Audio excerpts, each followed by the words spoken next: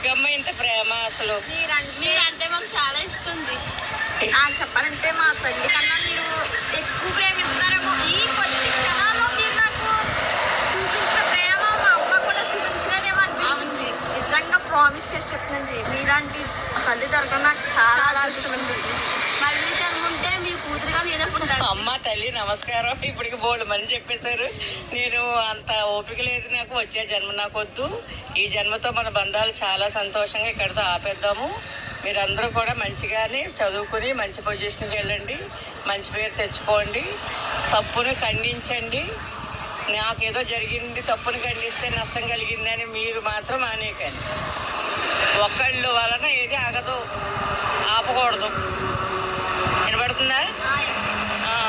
మీరు సమాజానికి ఉపయోగపడే మనుషులుగా ఉంటే సంతోషం.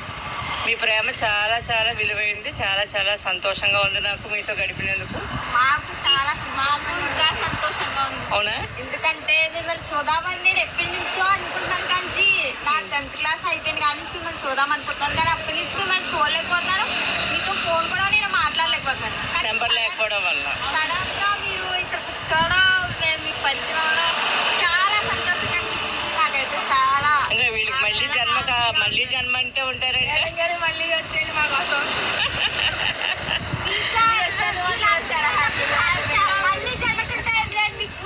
ఇదిగో మళ్ళీ ఆ మాట మాట్లాడకు, ఆ మాటలొద్దు, వద్దు.